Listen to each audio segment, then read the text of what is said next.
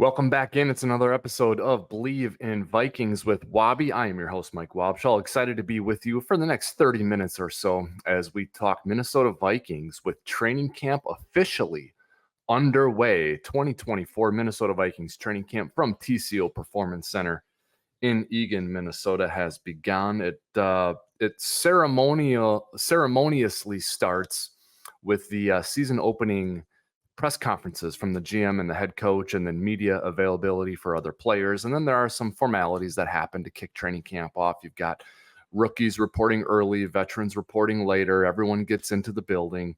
The conditioning test, a couple of workouts not open to the media and public, then the first one open to the media, then the first one open to the public, and then you sort of hit your full stride and get going. So the Vikings in the very early stages of 2024 training camp, and we are here for it. We're here to talk about it. On the show today, we'll react to the Vikings signing left tackle Christian Darrisaw to a contract extension.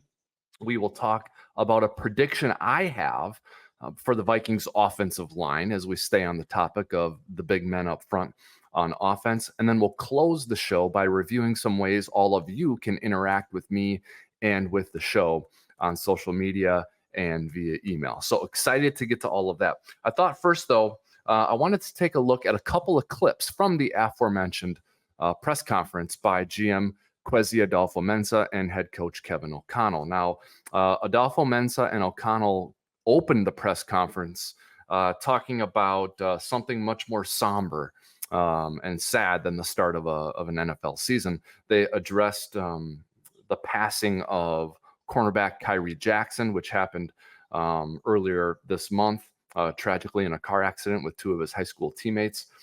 So both men talked about sort of where things stand as the team digests and manages that news and all of their feelings. So, a good probably 20 minutes or so, 15 minutes of that press conference was about that. But notably from that part of it, they discussed the Wilf family handling expenses for some of the arrangements, the funeral, and then also the fact that the Vikings will wear a decal on their helmet to honor the memory of their teammate Kyrie Jackson. Once that part of the press conference subsided, they did start to talk about some football things. And I thought there was a very nuanced comment by head coach Kevin O'Connell as it related to the quarterback situation the Vikings have, where they have signed veteran Sam Darnold to be the starter. Of course, they used a draft pick in the first half of the first round on JJ McCarthy. And then they have a veteran, another veteran on the roster in Nick Mullins. So a few minutes were devoted during the press conference to quarterback talk, but I thought this clip was particularly notable, although it was nuanced. I'm going to let you listen to it, and then we're going to talk a little bit more about it.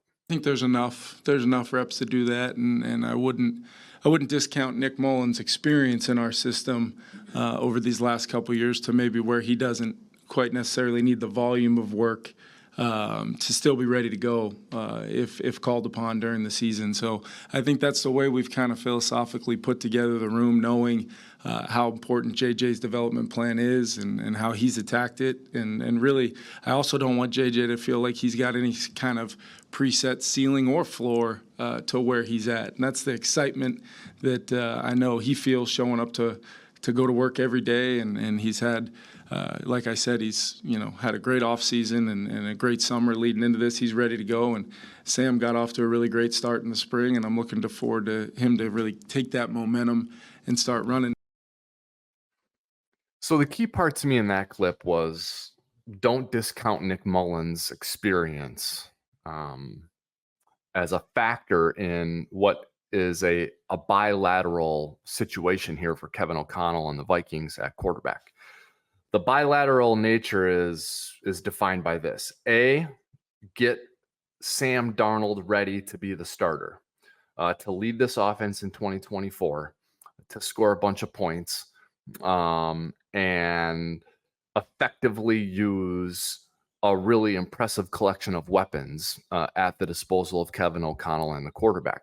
They signed running back Aaron Jones in free agency. They have the best non-quarterback in the NFL in Justin Jefferson. They also have Jordan Addison. They will eventually get TJ Hockenson back. So this is an offense that is well equipped with weapons. I don't think it's an exceptional group of weapons or an embarrassment of riches, so to speak, but it's better than average. And it's top 10 probably when it comes to weapons, just by virtue of having Justin Jefferson alone. But once TJ Hockenson is healthy, and assuming Jordan Addison is able to get back onto the field early in this season, it's a really good group. So yeah, so that's one part of it. You got to get your starter ready, and that is Sam Darnold. Kevin O'Connell has said Sam Darnold is QB1.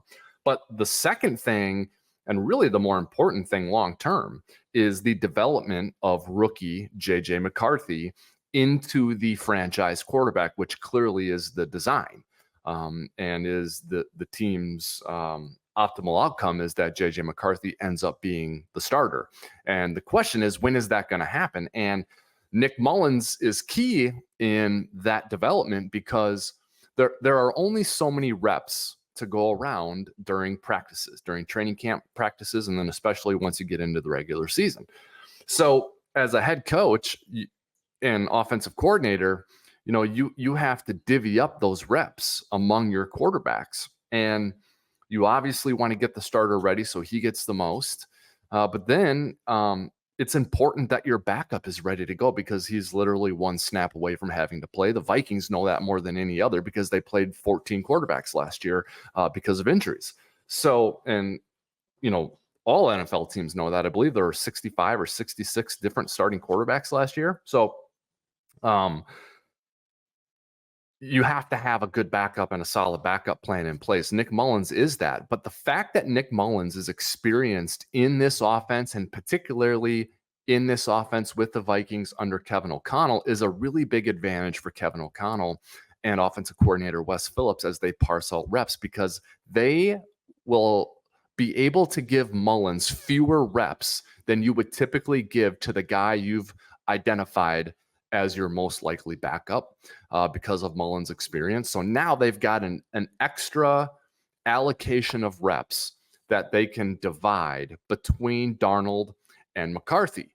And McCarthy will get more and more of those reps as Darnold gets more and more settled as the starter. So I really thought that was a nuanced but key point by Kevin O'Connell as he was talking about his quarterback situation. Now, one more thing on this before we get to the next clip is the development of JJ McCarthy. And I truly have a sense and a strong feel and a belief that the Vikings intend to start Sam Darnold, and that was probably their intention the whole way. Now, if JJ McCarthy came into TCO Performance Center during the offseason program and continues during training camp to just blow them away and put on an all-world performance, and it's just so good you can't stop it, I think they would have been open to playing him and starting him as a rookie. But I think the intention and the design was, let's draft a quarterback in the first round this year, very high. Whether that ended up being Drake May or JJ McCarthy, they didn't know. I Bleav that May was probably their preference, and McCarthy was, 1B. Or maybe I'm wrong and they wanted McCarthy the whole way. It doesn't matter. They ended up with McCarthy. But I think it was, let's get a quarterback in here via the first round, but let's also get a veteran in here who can start, who we believe in, who can win games, who, if put in the situation we have, can be expected to perform. And Sam Darnold is certainly that. And then let's have JJ, or whoever the quarterback is, sit behind that veteran until he's ready to go. That, I think, is the design. And not because they didn't get Drake May. I think that may have been the design even with Drake May.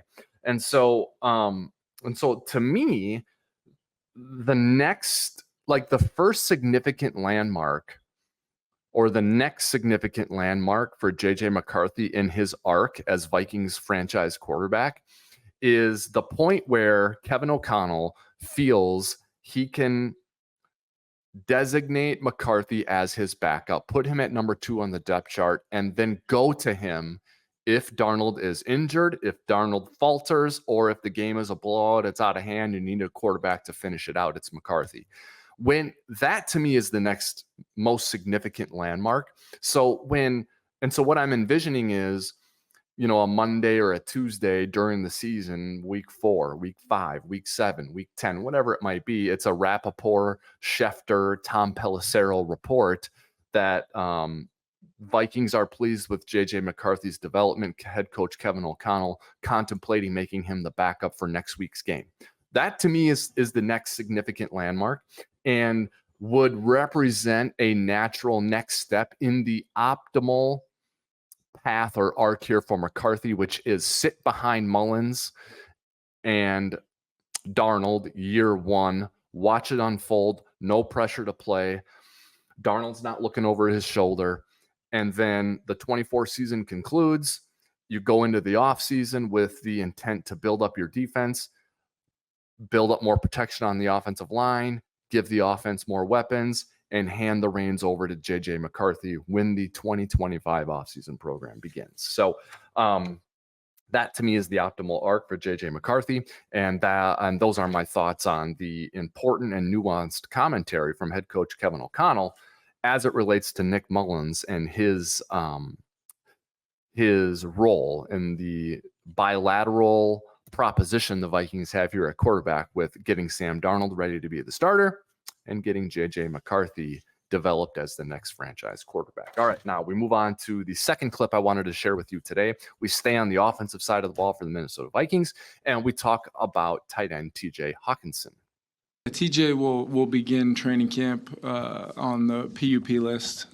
He's well ahead of schedule from a standpoint of some of the benchmarks throughout his rehab, and he's done it. TJ has, looking back at the offseason program, did not miss really a day outside of going to see his surgeon in Los Angeles, and he was here every single day. And then that continued through the summer. So I think Tyler and his staff feel really good about where he's at. But, the significant injury that it was, we want to make sure throughout our plan to when TJ makes it back on the field and can begin doing more and more throughout training camp, and then hopefully at some point when he's ready to go, we want to make sure that everything is done the right way for TJ because he is such a significant part of our organization moving forward. He definitely is a significant part of this offense moving forward. We're going to talk a little bit more about exactly that when we discuss the Christian Darrisaw contract signing. But as it relates to Hockenson and this topic, the injury, remember, he had a significant knee injury with multiple torn ligaments, and it was on December 24th, Christmas Eve. So this was not one of those that happened in the middle of the season or early last season. And, he's going to be ready to go for the following season when it kicks off. That's not going to happen, I don't believe, with TJ Hockenson. This was week 16 of an 18-week, 17-game, 18-week regular season. So right at the very end. And then surgery was delayed about 5 weeks, I believe, for whatever the reasons are. You need to let swelling go down. You want to let some things heal naturally. So surgery was delayed 5 weeks after that. So you're well into January before Hockenson had his surgery and could begin his recovery from the significant knee injury he sustained against the Detroit Lions. So no surprise that he begins on the PUP. And I don't expect to see Hockenson back on the field playing in games until after the Vikings week 6 bye. So I believe they'll go through the first 5 games. The 5th game is in London against the Jets. They come back and have an off week, a bye week in week 6. I think it's week 7, which is October 20th against the Detroit Lions, his former team and the team the Vikings played against the day he got hurt. That's when I think TJ Hockenson comes back. And even then, I don't know how full speed he's going to be. He'll probably have to get his feet underneath him. They'll do that as much as they can in the ramp up to him becoming active and playing. But, you still got to get hit and got to get your feet wet and get back into football shape, as they say. So it's week 7 to me at the earliest that you see Hockenson, and week 8, 9, 10 before it's full go TJ Hockenson. But I think this presents a unique and interesting opportunity, again, for Kevin O'Connell and his offensive coordinator, Wes Phillips, because when Hockenson is in the fold, as an offense, the Vikings are a certain animal. Without Hockenson, they're different. Now, I think they're less. Just because you're different doesn't mean you're less, but you are less without Hockenson. He's a significant part of it. But that doesn't mean they can't still be good and they can't still be effective in a different way. And I already think, even without Hockenson being hurt, I already think the Vikings are shading more toward or pointing more toward being a 2 tight end type of offense. They're a 12 personnel, 1 back, 2 tight end type of offense, as opposed to an 11 personnel offense, which is 1 running back, 1 tight end, and 3 wide receivers. So essentially what I'm saying is I think that the Vikings envision themselves more as an offense that will have 2 tight ends on the field more often than 3 wide receivers on the field. And I think that's smart for them to do that. And so the absence of Hockenson does not take away from that. In fact, I think it puts them in a position to get even better at being a 2 tight end offense. Now, after Hockenson on the depth chart, from last year's team, you have Josh Oliver, Johnny Munt, and Nick Muse. They added Robert Tonyan this offseason, and they're transitioning N'Keal Harry from wide receiver to tight end. So it's an interesting tight end room, even without Hockenson.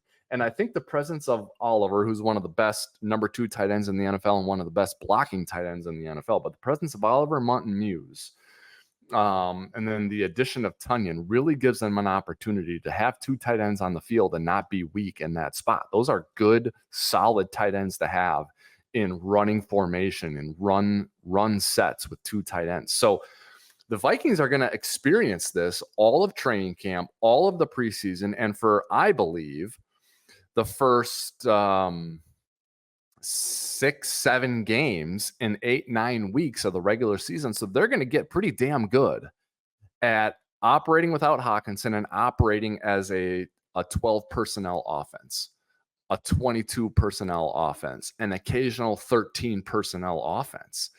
And so they're going to have 6, 7, 8 games of tape on offense of being this way. Then Hockenson's going to come back. And now you're going to have Hockenson in those 12, 21, and 13 personnel looks. And you're going to have some 11 personnel opportunities with Hockenson as the lone tight end. So I'm excited to see how Kevin O'Connell and Wes Phillips handle that, see what they draw up for plays and schemes, see what their tendencies are without Hockenson. And then you put Hockenson back into the fold. And I think you are adding not just another great player for defenses to prepare for, but you're probably adding significant scheme wrinkles and play call wrinkles that defenses are going to have to prepare for as they get ready to play the Minnesota Vikings. So really interesting dynamic there as it relates to the Hockenson injury. But remember, any time that you get from Hockenson before their bye, I think is a bonus. My expectation is that TJ Hockenson will return to action once the Vikings return from their week 6 bye. All right, let's get some reaction to the Christian Darrisaw signing, a prediction for the offensive line, and talk a little bit about how you can interact with the show down the road and be a part of our content creation here at Bleav in Vikings. We'll start with Christian Darrisaw. The Vikings left tackle, they drafted him in 2021. This was before Kwesi Adolfo-Mensah and before Kevin O'Connell were at the helm. This was a Rick Spielman, Mike Zimmer selection, and a very good one at that. First round pick in 2021, and has developed into one of the best, if not the best, left tackles in the National Football League. We all know how important that position is to offenses and to teams in this league. And you can debate if he's the best left tackle, the second best left tackle, or the third best left tackle. What you cannot debate now is that he is the highest paid left tackle in the NFL on an average annual value basis. 4 years, $113 million. That's $77 million guaranteed. $43.7 million due as a signing bonus. He is now signed through 2029. As I said, highest paid left tackle in the NFL, only 25 years old. Last year, PFF's number 3 ranked pass blocker with an 85.3 grade.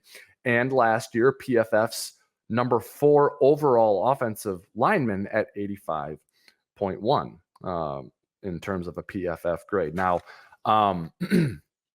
this is one where I think you might find like a small segment of the fan base that hems and haws over how much you gave Justin Jefferson, that hems and haws over certain roster decisions. No one in Vikings Nation will hem and haw over paying Christian Darrisaw. So really good move for the Vikings. And to me, what it does is it locks up the final piece of the core of offensive players that wasn't locked up long term. Darrisaw had 2 years left on his deal this year and the following year, which would have been the rookie option, the fifth-year rookie option that the Vikings would have exercised. But now Darrisaw is signed through 2029, which means the following offensive players are signed through at least 2027 for the Minnesota Vikings. Quarterback JJ McCarthy, wide receiver Justin Jefferson, wide receiver Jordan Addison, tight end TJ Hockenson, left tackle Christian Darrisaw, right tackle Brian O'Neill, all signed through at least 2027. Now, I do think you're going to see tweaks to the TJ Hockenson contract and tweaks to the Brian O'Neill contract. More likely than not, those tweaks will result in additional years tacked onto the contract so money can be spread out. And so cap wizard Rob Brzezinski with the Minnesota Vikings can strategically place significant cap hits in alternating years on big contracts. But yeah, that's the core on offense, locked in through at least 2027. It's pretty good. So a nice job there by the Vikings front office, and the benefits of having your soon-to-be franchise quarterback on a rookie scale contract, something that I think was demonstrated most profoundly of late by the Seattle Seahawks when they built up a great roster around Russell Wilson when he was on his rookie deal. Now, eventually Wilson had to get paid, and the Seahawks had to make some hard business decisions and let some guys go, but because they had a few seasons of Wilson on his rookie deal, they were able to really clearly define who the must-haves were and who the expendable guys were and let those guys go and make some really good, sound, tough, but good sound decisions when it came to their roster and their salary. So the Vikings looking to follow a similar path like that right now, and the signing of Christian Darrisaw was a significant part of that, and they got that done right before the start of training camp. Let's stick with the offensive line, talk about the starting five and then the sixth guy, which is always an important player for NFL teams. The Vikings did bring back Dalton Risner late in the offseason. He sort of sat around on the open market for a while, entertained the idea of signing elsewhere, ends up back with the Minnesota Vikings. And I know the Vikings on their website have what they call Pick Six, which is a video mailbag segment that was hosted by yours truly for many, many years. They still do that on Vikings.com right now. So a nice job by the Vikings Entertainment Network with continuing that segment. And one of the questions in their most recent edition of that was about the competition at left guard. And they gave that question to Vikings Radio Network analyst and former Vikings linebacker and friend of mine, Ben Lieber. And the way it was framed was, who's going to start at left guard? Is it going to be Dalton Risner, who they did end up bringing back? Is it going to be Blake Brandel, or is it going to be rookie Michael Juergens? And I think Ben Lieber answered this appropriately by throwing out Juergens right away as a rookie, and by simmering it down basically to it's Risner versus Brandel, and Lieber went with Risner, and I think he is right. And Lieber pointed to the versatility that Brandel has as a reason why he would actually be the sixth guy instead of a starting guard, because you can play him at left tackle, left guard, or right guard. And when you have a versatile player like that, he's almost more valuable as a non-starter and your key reserve than he is as a starting left guard. But what I think is the second level of that is I don't assume that if Brandel does not start at left guard, he will be your number one reserve. I think he could be your starter at right guard, because the weak link in that offensive line coming into the season is right guard and Ed Ingram, who I Bleav has not developed into the player they hoped or thought he could be. Now, I'm not ruling out the possibility that Ingram takes a big step forward this training camp preseason and becomes a solid starter. That would be great if that happens, but I'm not anticipating that happening. I think it's more likely that Ingram gets beat out by Blake Brandel, and he's the starting right guard. Now, I still think we can have a discussion that Brandel's more valuable as your number one reserve because you can plug him in anywhere than he is as your starting right guard. But you're going to have to watch how bad is it for Ed Ingram? Because if it's status quo for Ed Ingram, I would knock him out of the lineup and I would put Blake Brandel. So my prediction is that will happen. I do believe it'll be Blake Brandel at right guard. So the starting offensive line for the Minnesota Vikings to me is going to be left tackle Christian Darrisaw, left guard Dalton Reisner, center Garrett Bradbury, right guard Blake Brandel, right tackle Brian O'Neill. Ed Ingram then gets put back into the pool of offensive linemen to compete for those key reserve jobs. And so we'll see that unfold during training camp in the preseason. We'll see if that prediction is right, but that's how I see it going. Either way, right guard is a key spot for the Minnesota Vikings during training camp and the preseason. All right. Before we wrap it up for today's episode of Bleav in Vikings with Wobby, I want to let you know a few ways you can interact with me and with the show. We have an email address for you all to use, and I want you to use this to share your thoughts and ask questions because I love the exchange and the interaction. Even if we don't use your email or your question, it's going to get answered. I will answer every question and respond to every email that comes in. Some of them we will use, though, on air here in Bleav in Vikings. We will have mailbag segments, and we will have segments of Bleav in Vikings where we use fan questions and fan comments. So I really want you to do that. Here's how you do it. Very simple. Email askwobby@gmail.com. askwobby@gmail.com. You will get a response from me, and you may be included in an episode of Bleav in Vikings or in my other podcast, the Wobcast 2.0, which you can find wherever you find all your other favorite football podcasts or otherwise any other podcast. The two other ways to interact with me on X, you can find me on Twitter /X @Wobby, @WOBBY. Again, every question will be answered there. And then I love being on TikTok. I'm going to post more and more here as things get underway with the Bleav in Vikings podcast and a couple of other assignments and projects I have this year. But I really love TikTok. You can find me there @MikeWobschall. You see my name at the bottom of the screen there. That's the handle, @MikeWobschall on TikTok. That's going to do it for today's episode of Bleav in Vikings with Wobby. As always, we thank you for watching and for listening. We'll be back tomorrow with another episode. Until then, though, keep believing, everybody.